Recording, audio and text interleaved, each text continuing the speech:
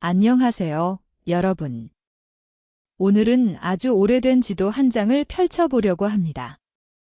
여러분, 고구려의 수도하면 무엇이 떠오르시나요? 아마 대부분 평양이라고 대답하실 겁니다. 그런데 말입니다. 고구려 705년의 역사에는 평양 말고도 3개의 수도가 더 있었습니다. 졸본, 국내성, 환도성. 그리고 흥미로운 사실 하나, 이 수도의 위치를 오늘날의 지도에서 찾아보면 하나같이 지금의 중국 땅에서 발견됩니다. 우리가 배운 고구려는 분명 우리 역사인데 왜 고구려의 수도는 중국 지도에 찍힐까요? 오늘은 삼국유사와 삼국사기의 기록을 따라 지명이 간직한 고구려의 진짜 이야기를 찾아가 보겠습니다. 편안하게 끝까지 들어주세요.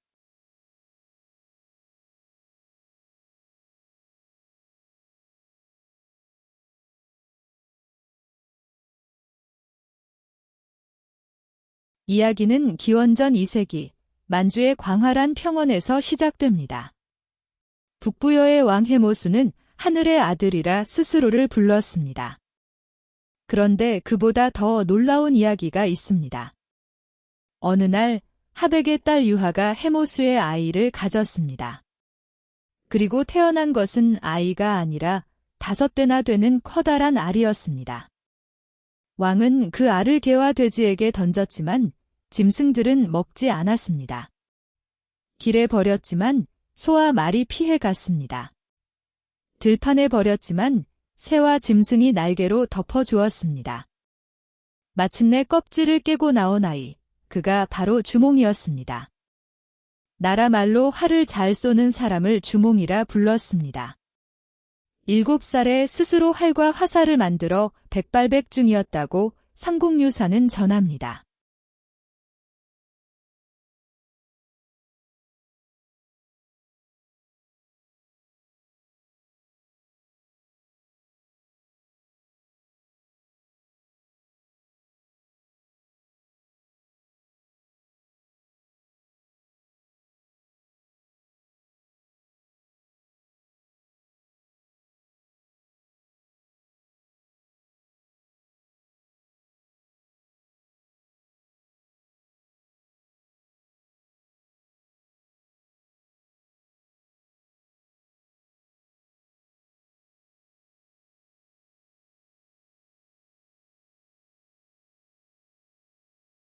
주몽의 재주는 곧 위기가 되었습니다.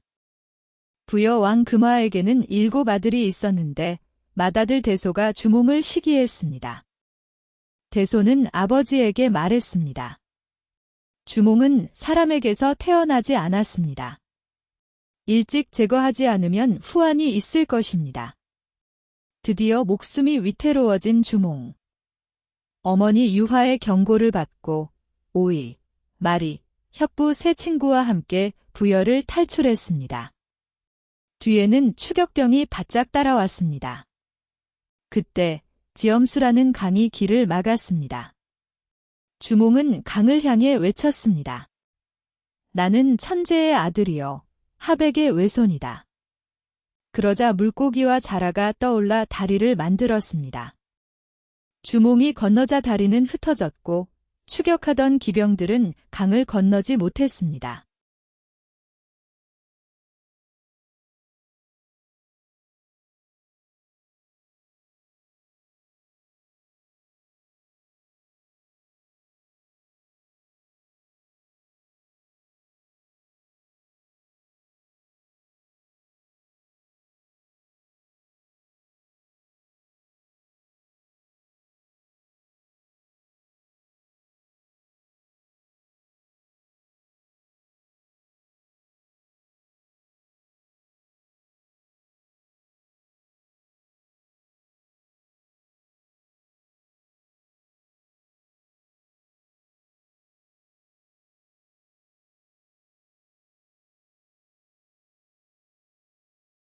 주몽 일행이 마침내 도착한 곳, 그곳이 바로 졸본주였습니다. 삼국유사는 이렇게 적었습니다. 졸본주는 현토군의 경계에 있다. 땅은 기름지고 아름다웠으며 산과 강은 험하고 굳었습니다. 주몽은 그 땅을 보고 도읍을 정하기로 마음먹었습니다. 미처 궁시를 지을 겨를이 없어 비류수 위에 임시 거처를 짓고 나라 이름을 고구려라 하였습니다. 하늘의 아들로 태어나 햇빛을 받아 아래서 나왔기에 성을 고씨라 하였습니다. 때는 기원전 37년, 주몽의 나이 22살이었습니다. 여기서 고구려 705년의 역사가 시작되었습니다.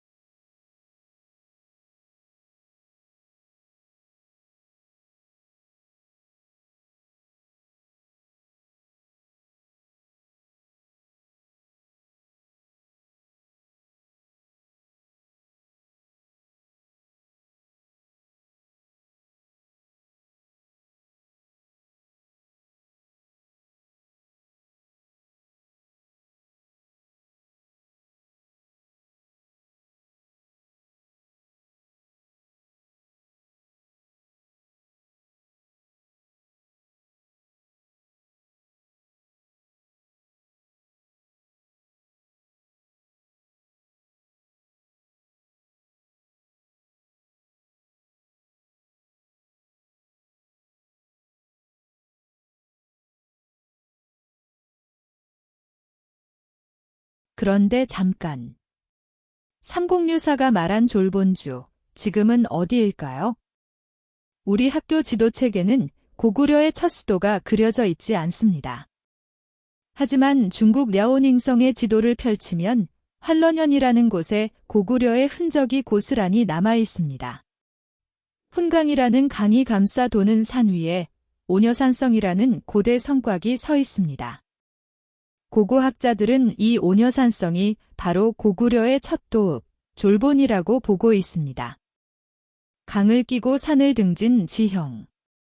그것이 바로 삼국유사가 말한 산과 강이 험하고 굳은 땅이었습니다. 우리가 잃어버린 지명이 중국의 지도 위에 살아 있었던 것입니다.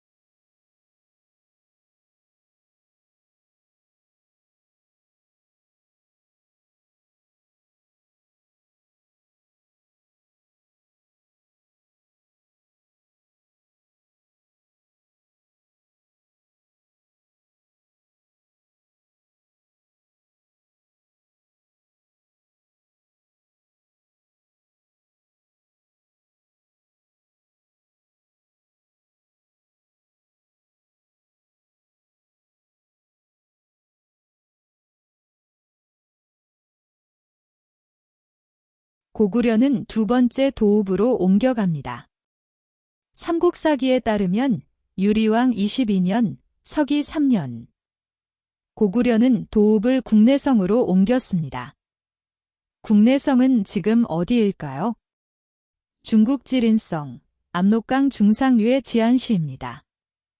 이곳에는 오늘날에도 고구려의 왕성 유적과 천년을 논하는 고분대가 남아 있습니다. 세계문화유산으로 등록된 바로 그 자리입니다. 잠깐, 이상하지 않나요? 고구려는 한반도의 나라로 배웠는데 왕성은 압록강 건너 중국 땅에 있습니다. 그리고 이곳은 단순한 변경 요새가 아니라 400년 넘게 고구려의 심장이었던 진짜 수도였습니다.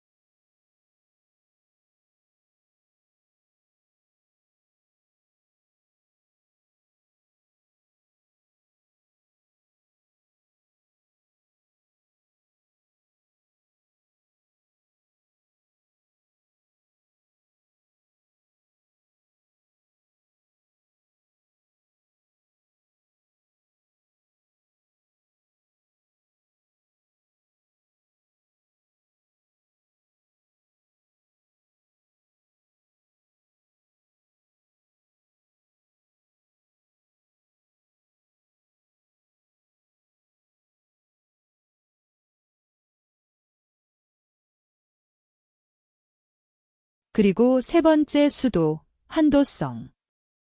삼국사기는 산상왕 13년, 서기 209년에 환도성으로 도읍을 옮겼다고 기록합니다. 환도성은 국내성에서 그리 멀지 않은 곳, 해발 300m가 넘는 산 위에 자리 잡았습니다. 가파른 절벽과 산맥이 자연의 성벽이 되어 주었습니다. 왜 산 위로 올라갔을까요? 바로 방어 때문이었습니다. 평지의 성은 포위되면 위험하지만 산 위의 성은 한 번 들어가면 적이 쉽사리 오르지 못합니다. 이 지형의 선택은 곧 다가올 거대한 전쟁을 위한 준비였습니다.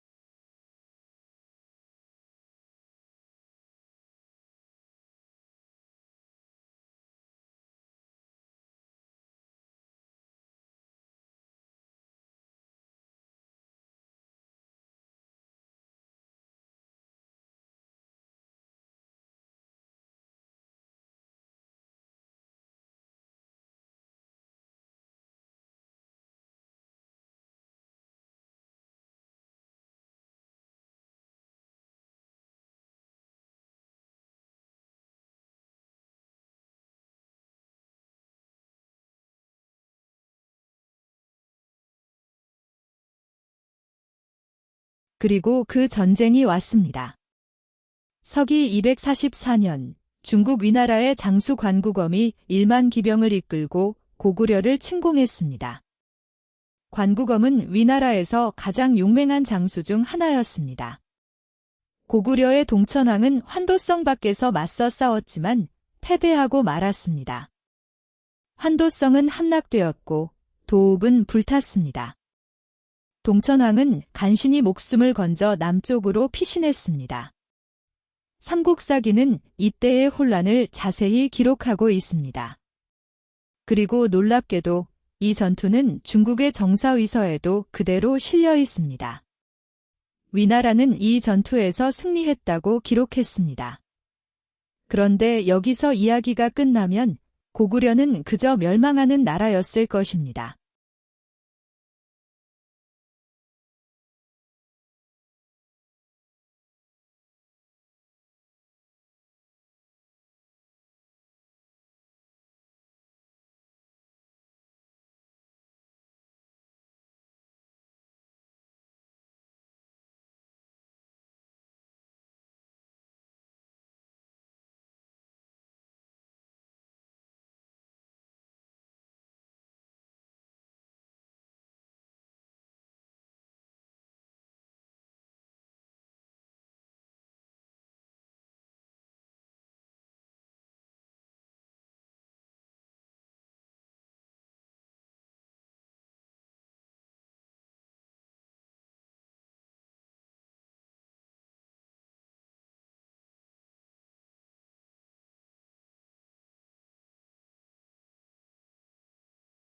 고구려는 달랐습니다.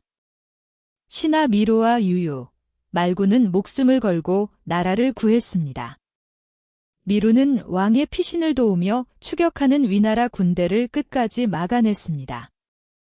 그리고 동천왕은 피신처에서 다시 힘을 모았습니다.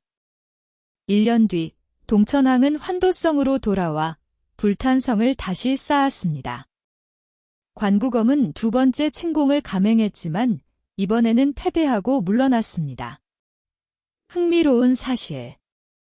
관구검이 환도성을 공격했다는 기록은 중국 사서에 남아있지만 그가 다시는 고구려를 넘보지 못했다는 것도 중국 사서가 기록하고 있습니다.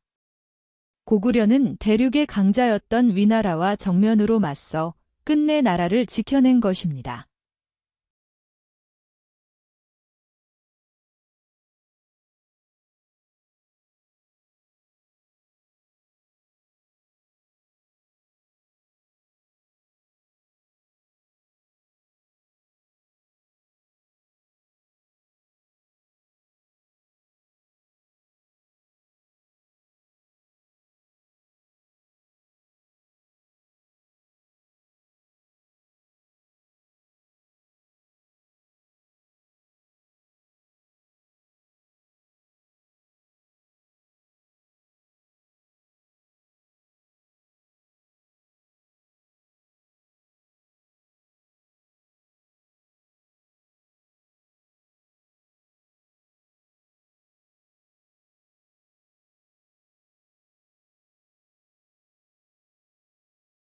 그리고 427년 장수왕이 마지막 수도 평양으로 도읍을 옮깁니다. 삼국유사는 이렇게 적고 있습니다. 평양성은 옛 한나라의 낙랑군이다. 한나라가 세운 낙랑군이 고구려의 수도가 된 것입니다. 평양은 국내성보다 훨씬 넓은 평지를 품고 있었고 산과 강이 방어선을 이루었습니다. 장수왕은 평양의 삼중으로 겹성을 쌓고 남쪽으로 진출하는 대정책을 펼쳤습니다. 고구려의 수도는 이렇게 졸본에서 국내성으로, 환도성으로, 그리고 평양으로 이어졌습니다. 그런데 여러분, 눈치채셨나요? 이 네 개의 수도는 하나같이 압록강 유역, 아니 더 넓게 보면 대륙의 강줄기를 따라 놓여 있습니다.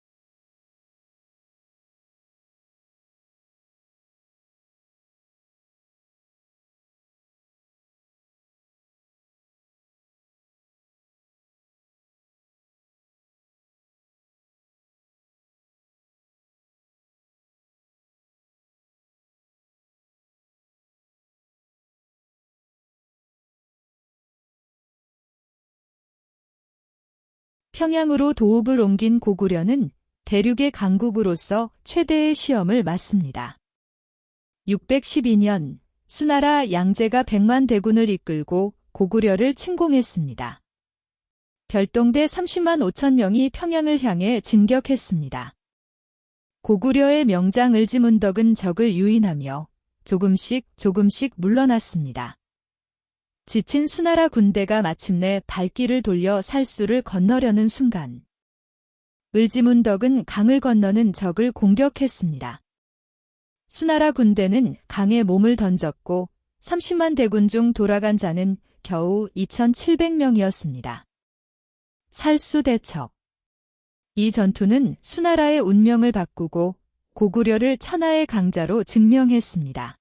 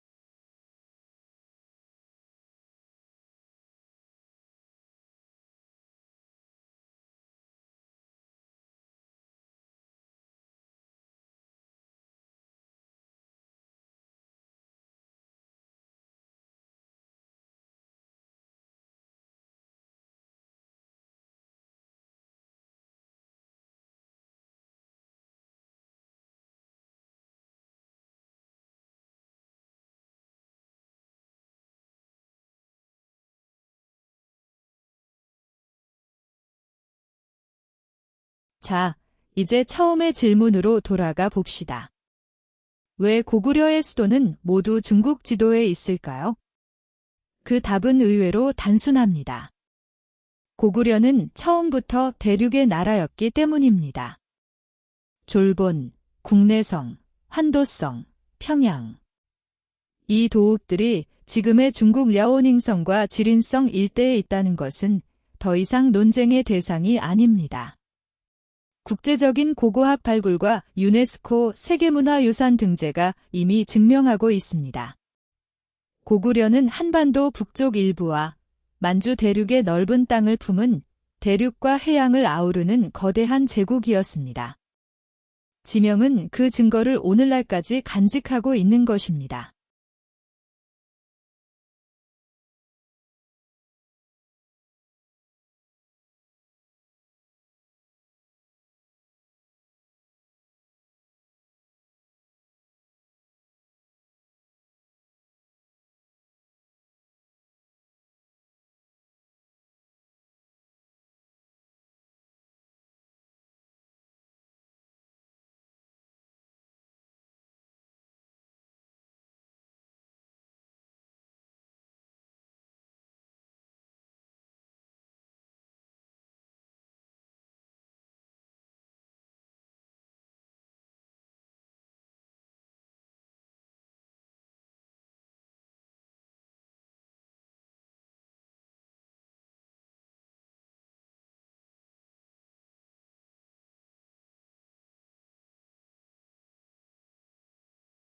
그런데 여기서 더 나아가는 주장도 있습니다.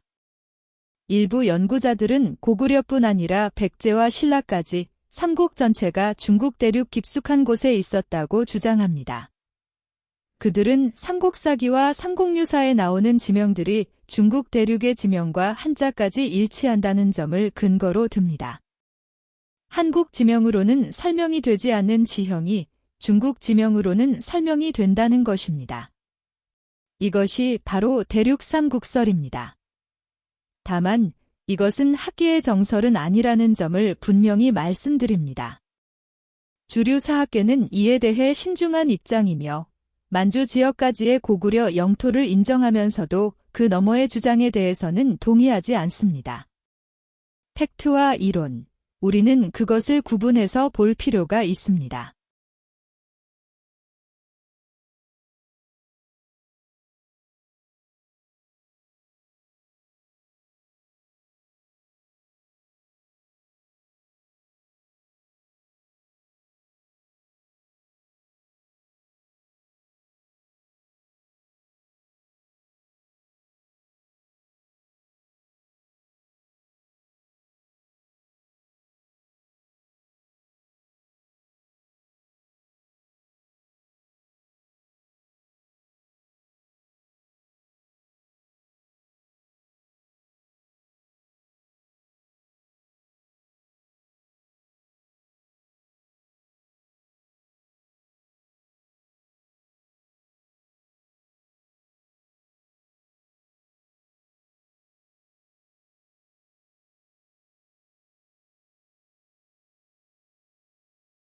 오늘 우리는 삼국유사의 이야기를 따라 고구려의 4개의 수도라는 지명을 여행했습니다.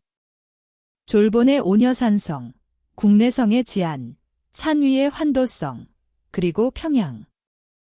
지명은 단순한 이름이 아닙니다. 지명은 그 땅에서 일어난 전쟁과 인물과 삶을 고스란히 품은 기록입니다. 우리가 학교에서 배운 고구려는 작은 반도의 나라처럼 그려져 왔습니다. 하지만 지명이 말하는 고구려는 대륙을 호령하던 제국의 모습입니다. 다음 시간에는 백제의 도읍 위례성의 비밀을 찾아가 보겠습니다. 지명의 숨은 또 하나의 역사가 여러분을 기다리고 있습니다.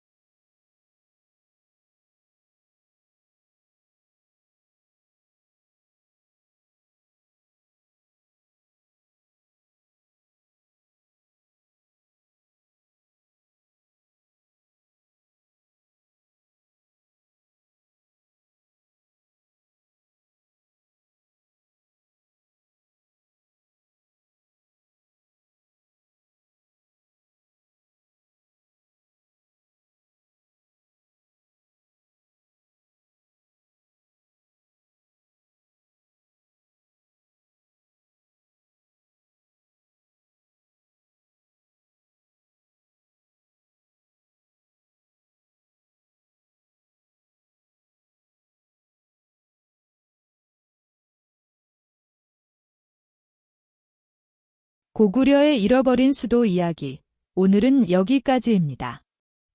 오늘 들으신 이야기가 여러분의 역사를 보는 눈을 조금 더 넓혀드렸기를 바랍니다. 팩트와 이론, 기록과 해석. 역사는 언제나 우리의 판단을 기다리고 있습니다. 이 영상이 마음에 드셨다면 좋아요와 구독으로 응원해주세요. 지명과 얽힌 사연을 찾아 떠나는 여행. 다음 이야기에서는 백제의 수도, 위례성의 비밀을 찾아가 보겠습니다. 다음 이야기에서 다시 만나요.